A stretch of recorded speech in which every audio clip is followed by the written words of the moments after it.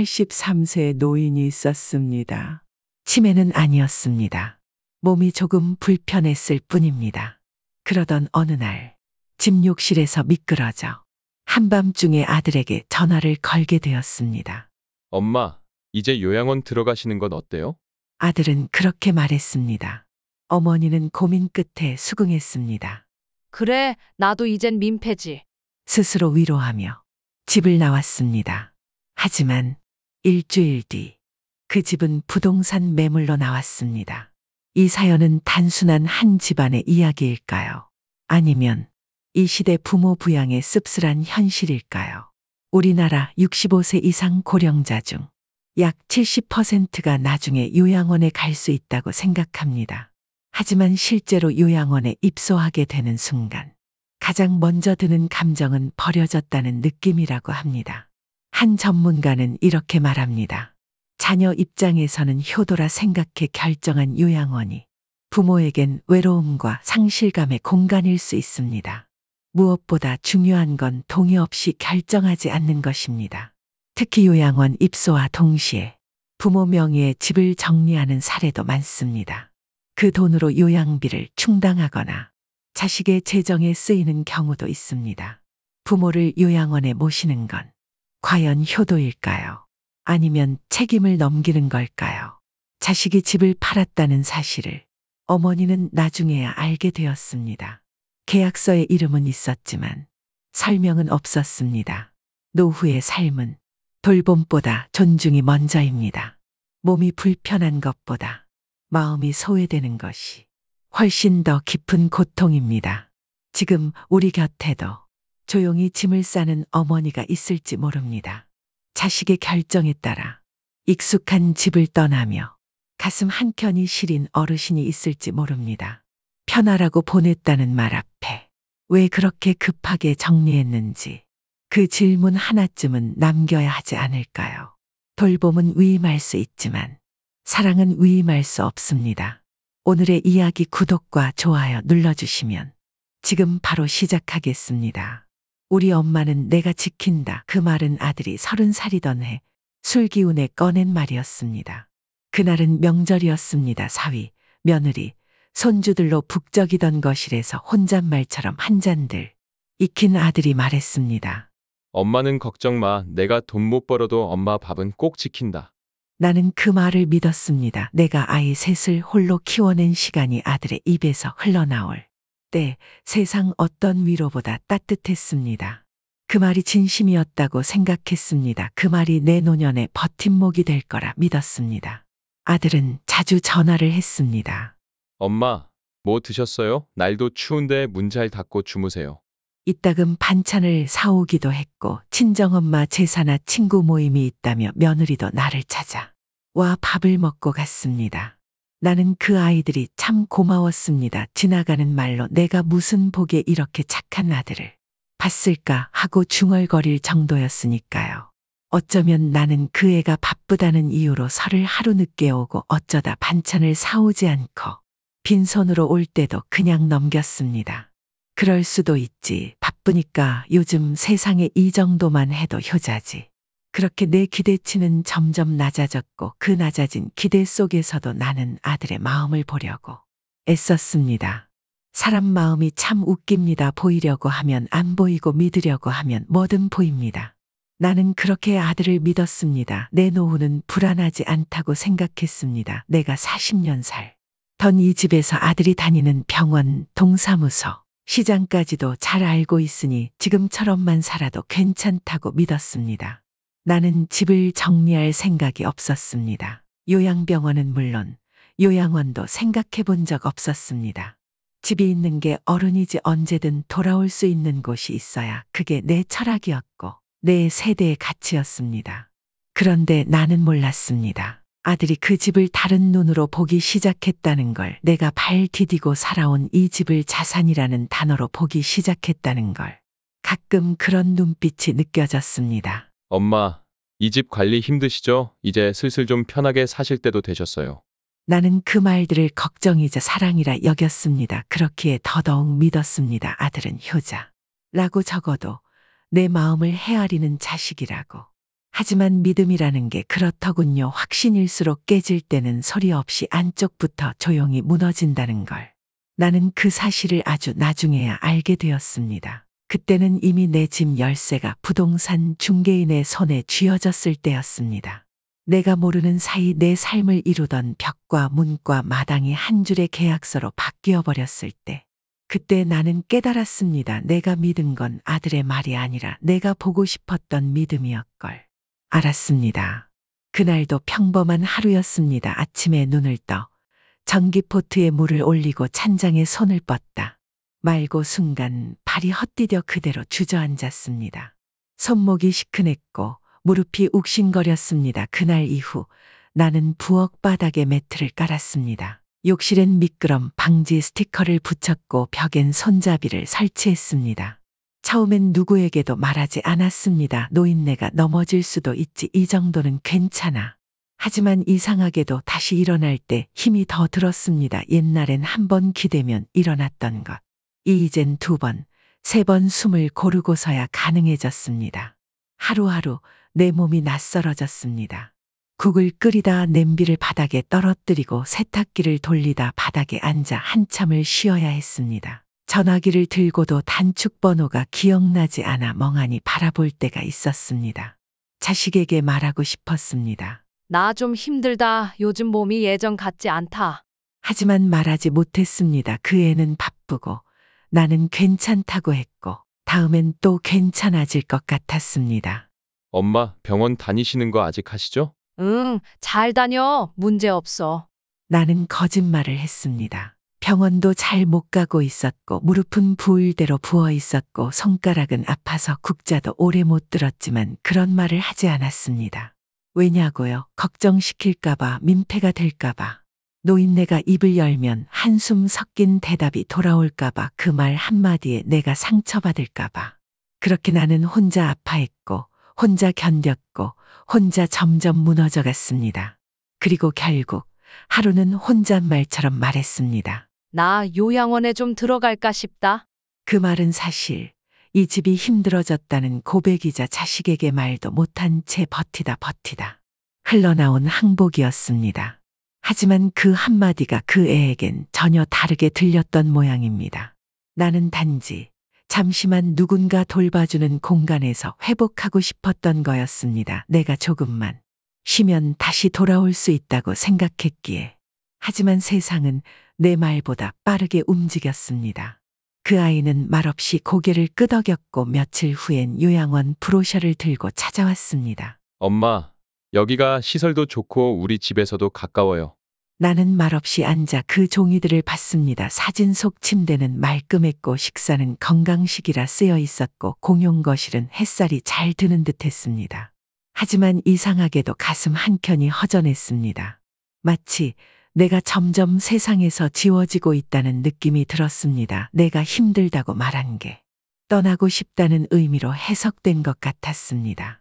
그날 밤 나는 침대에 누워 내가 내 입으로 그 말을 꺼낸 걸 조금은 후회했습니다. 사실 그 말은 진심이자 신호였습니다. 나는 이제 혼자 살기가 버거웠고 누군가 내 곁에 있어주길 바랐습니다. 요양원이라는 단어는 그저 입 밖으로 흘러나온 이름표였을 뿐 그 공간에 진짜 가고 싶어서가 아니었습니다. 다음 날 아들은 요양원에 전화를 했다고 말했습니다. 엄마, 상담 예약했어요. 내일 같이 가보면 어때요? 그 말에 나는 고개를 끄덕였지만 마음속엔 불안이 잔잔히 일렁였습니다. 요양원 상담실은 깨끗했고 직원은 친절했고 침대 시트는 하얗고 말끔했습니다. 여기 하루에 1시간씩 햇볕 쬐는 산책도 있고요. 치매 전용 보호 프로그램도 운영해요. 아들은 옆에서 연신 고개를 끄덕이며 말했습니다. 엄마, 여긴 진짜 괜찮은 데 같아요. 어차피 혼자 계시면 불편하시니까 여기서 조금 쉬시는 것도 좋아요. 그 말에 나는 알 수 없는 감정을 느꼈습니다. 불편함이 아니라 슬픔이었습니다. 아, 이 아이는 이제 내가 여기서 살아도 된다고 생각하는구나. 내가 던진 말 한마디가 이토록 빠르게 현실이 되고 있었습니다. 며느리는 말했습니다. 어머니, 마음 편히 계세요. 집안일, 밥 걱정 다 하지 마시고요. 이제 어머니도 어머니 인생 좀 사셔야죠. 나는 웃으며 대답했지만 속으로는 묻고 싶었습니다. 내 인생은 지금까지 뭐였는데. 내가 정한 게 아닌 결정, 내가 원하지 않았던 속도, 나는 내 삶에서 조용히 밀려나고 있었습니다. 그날 밤 요양원 입소 동의서에 사인을 해달라는 말이 나왔습니다. 나는 잠시 펜을 들고 멈췄습니다. 손이 떨렸습니다. 이 종이에 사인하는 순간 나는 어디로 가는 걸까? 이 집은, 내 삶은 어떻게 되는 걸까? 하지만 입 밖으로 낼 수 없었습니다. 왜냐하면 그들이 나를 위한다고 믿었기 때문입니다. 적어도 그들은 이게 나를 위한 선택이라 말하고 있었으니까요. 그래서 나는 말했습니다. 그래, 그러자 며칠만 쉬었다 다시 생각하자. 하지만 나는 몰랐습니다. 그 며칠이 돌아갈 수 없는 시작이 될 줄은 몰랐습니다. 요양원 생활은 생각보다 조용했습니다. 아침이면 누가 깨우고 정해진 시간에 식사를 하고 간단한 체조를 따라하며 하루가 흘렀습니다. 처음 며칠은 마음이 무거웠습니다. 그렇지만 며칠만 있다 다시 집에 간다는 생각이 나를 버티게 했습니다.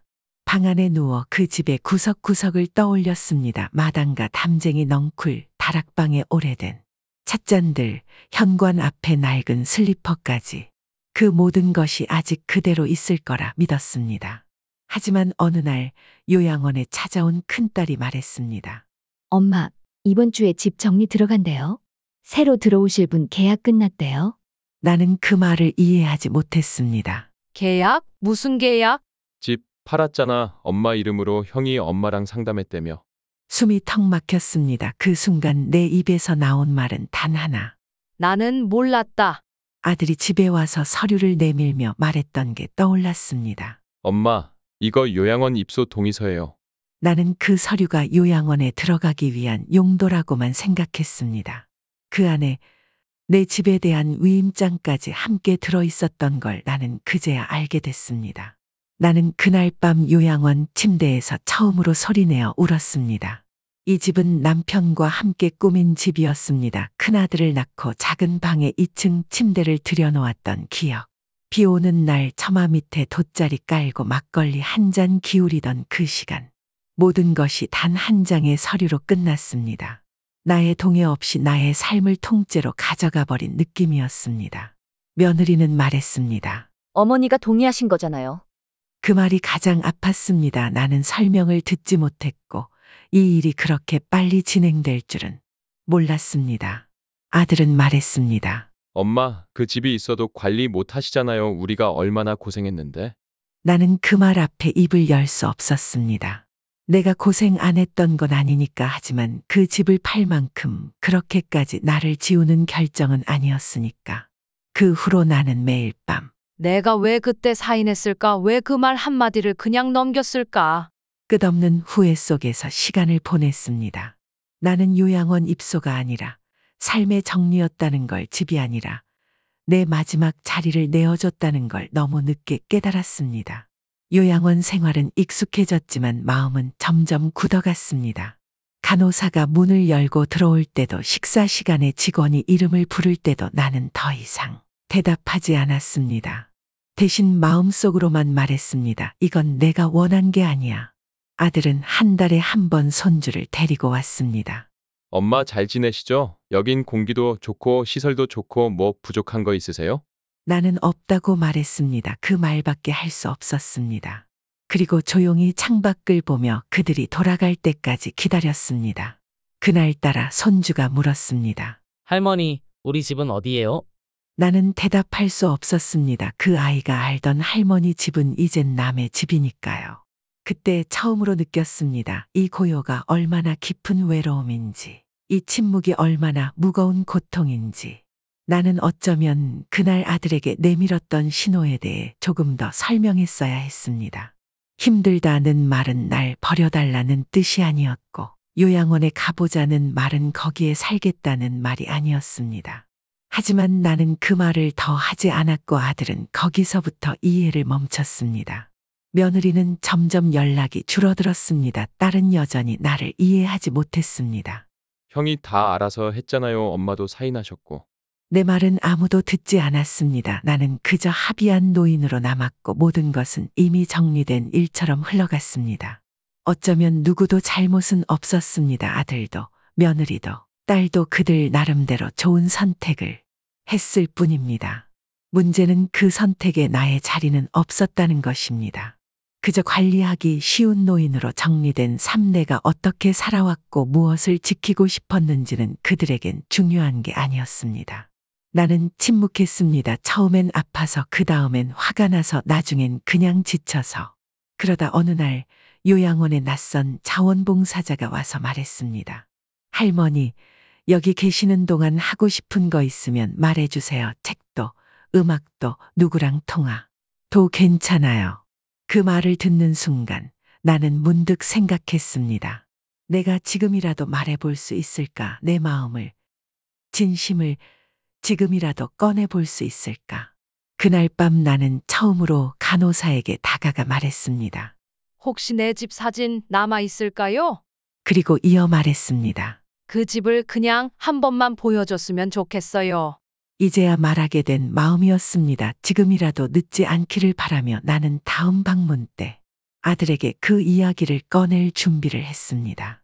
누군가는 말합니다. 부모를 요양원에 모시는 건 효도라고, 걱정 없이 안전하게 지낼 수 있도록 해드리는 거라고.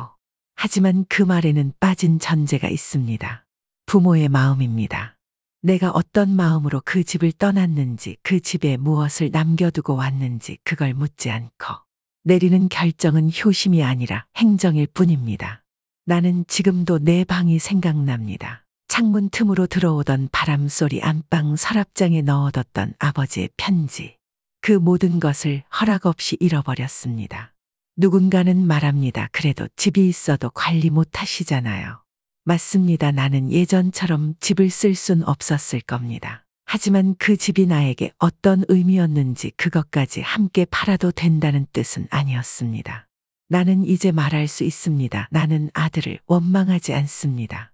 며느리를 미워하지도 않습니다. 다만 그들이 나를 누구가 아닌 무엇으로 본 순간부터 나는 그들의 보호를 받는 어른이 아니라 결정의 대상이 된 객체가 되어버렸습니다. 내가 살아온 삶이 정리되는데 걸린 시간은 단 한 장의 계약서였고 단 한 줄의 인감 서명뿐이었습니다. 나는 바란 게 아닙니다. 끝까지 나를 모셔달라는 것도 아니고 내가 집을 꼭 지키겠다는 것도 아니었습니다. 그저 그 이야기를 나와 함께 해달라고, 그 과정에 내 마음도 넣어달라고, 말해달라고, 묻고 들어달라고 바랐을 뿐입니다. 부모를 맡긴다는 건 단지 시설에 보내는 것이 아닙니다. 한 인간의 삶을 어떻게 이어갈 것인지 그 가치를 묻고 공감하고 함께 결정한다는 뜻입니다. 그 무게를 생각하지 않는다면 자식도 부모도 상처받게 됩니다. 나는 이제야 조금 알 것 같습니다. 삶이란 돌봄을 받는 게 아니라 존중을 받는 일이라는 걸. 지금 이 순간 나처럼 조용히 침묵하고 있는 누군가가 있다면 그분의 목소리에 먼저 귀 기울여 주세요. 말하지 않아도 들으려는 마음, 그게 진짜 효도일지도 모릅니다. 이 이야기가 마음에 닿았다면 구독과 좋아요 눌러주세요. 당신의 생각도 댓글로 들려주세요. 누군가에게 큰 위로가 될 수 있습니다. 끝까지 시청을 함께 해주셔서 감사합니다.